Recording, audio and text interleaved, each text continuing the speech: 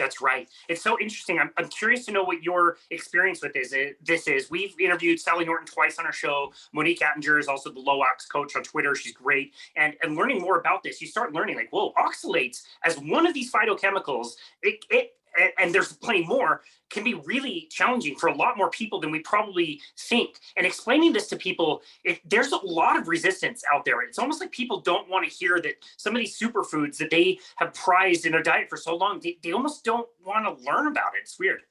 Yeah, oxalates, I give them a lot of credit on my journey because I actually did a deep dive in oxalates. It was probably 2016, where I was like, okay, I'm going to eliminate oxalates as well as plant lectins.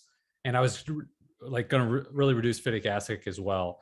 But when I did remove these three basically plant toxins, it basically removed the entire plant kingdom. So I was basically eating only meat. And so I'm sorry, I kind of lost the original question, but like that was what kind of led me on that journey originally, was these insidious oxalates that I'd studied. And I was like, hey, I think I should try a diet without these. Yeah. So to that point, the question, like you were in a place where you were ready to eliminate them. And it seems like when somebody's complaining to me about gut issues or skin issues or joint issues, and I say like, it might be your spinach that you're, blending up every single morning. There's so much resistance with people. I'm just wondering if that's something you've noticed as well. Oh yeah. The resistance is, I think, the conditioning that now that I would think it's fair to say we've all had, where healthy carbs are the grains, right? Even though they've given you all kinds of gut issues, those are the healthy grains. The healthy fats are the vegetable oils. And this is what I have been brought up believing. And I think about it now, I kind of laugh. But when I was a kid, my mom was a nurse. My dad had cholesterol concerns, and she was forcing him to eat this fake cheese, and he just hated the fake cheese. And she's like, you got to have it. It's not bad for your cholesterol, but it's just this super hot trans fat junk cheese that he should not have been eating for heart health. But that was the conditioning of the time. Like my mom was trying to do the right thing for my dad, and it was like the worst thing you could probably do.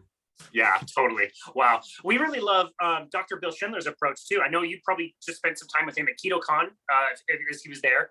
Reading his book right there behind me. Nice. It's so good. Yeah. It's a great book. Eat Like a Human. And he just says in the book, like, plants should scare the hell out of you. He eats plants, but he respects them. There's ways that we have learned as a species to deal with some of these toxins by fermenting and soaking and all of these, kind of getting to be like esoteric and lost arts of dealing with food that all of our cultures have ingrained in them if we go deep enough. Yeah. So I'm about halfway through the book. So I saw him at KetoCon. And I got his book, and I was like, I need to read that on the airplane on the way home. Didn't finish it, but I'm halfway through. And what's really striking me at this point is in order to eat plant foods, it is a hell of a lot of work. Now, Bill will tell you it's easy, he's got it down. He's like, if you have all the time in the world, just focus on like preparing food, you can detoxify these plant sources to varying degrees, right? Holy cow, it's a lot of work. I'm going through this book. I'm like, in order to eat that piece of food, I got to spend the next 3 weeks fermenting, soaking, sprouting. And so to me, it's bad to say, like, if you're like Bill and you can spend time to do that, that's awesome. But I think it's not practical for a lot of people. Dude, totally. My wife had this idea to make kimchi recently. And, we fermented foods, fine. Let's make it ourselves rather than buy it from the store. And oh my goodness, dude, I stopped at 3 different stores to get all the ingredients. Everything is like in plastic everywhere. You bring it home, you cut it all up. It took forever. I threw away the ends of all these vegetables. And I was like, I used to do this every day for salad, like ridiculous. Yeah.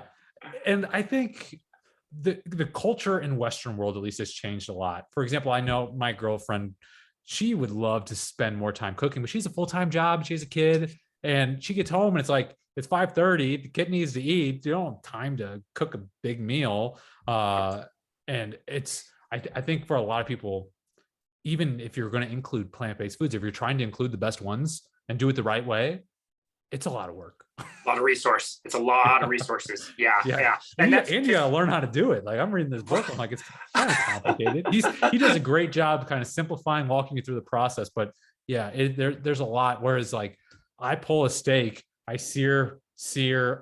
I eat, like, my meal is less than 10 minutes. It's probably 5 minutes. Totally. Yeah, totally. I added up recently, like all the things that I eat in a day. It took less than an hour to eat it all. It cost me about $17 to eat it all. It's just going back to that simplicity. It is so simple if you want to try this type of a diet, which is a really good segue to your number two, which is buy a deep freezer and a side of cow. So tell us why you included that in this list of your top 7 things to join the 7%. There's a few reasons. One is that there's a lot of reasons, and I try to pack a lot into a nugget of a tweet. So one is, if you go buy a deep freezer and a side of cow, you just bought over 200 pounds of meat. Guess what? You just made an investment that you don't want to waste your money on, right? So you are going to eat all that meat. It's a forcing function to make someone start to incorporate more meat into their diet. And you're supposed to eat it in 6 to 12 months, no problem for me. But for most people, they're like, okay, I got now 250 pounds of meat in the freezer. I got 6 months to eat it. I need to eat this much to get through my investment, right? So part of it is psychological. Part of it is, like we were talking about, it's amazingly convenient to have basically a grocery store at my house, so to speak, where I don't ever have to go anywhere to go get my food.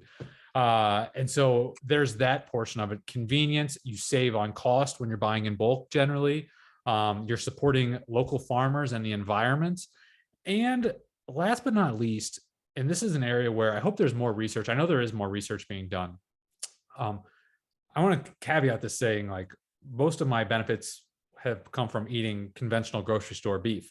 However, when I buy my beef from the local farmers that I buy from here, it is different than grocery store beef. I don't know why. I don't know if it's because, like, the grocery store beef, like, the cows are basically grown as fast as possible, slaughtered as soon as possible. You know, it's a business, right? And so they're optimizing business. Whereas maybe the farmers I'm buying from, they're raising the cattle longer. They're spending more time on the grass. So they're getting more nutrition because they're spending more time on the grass.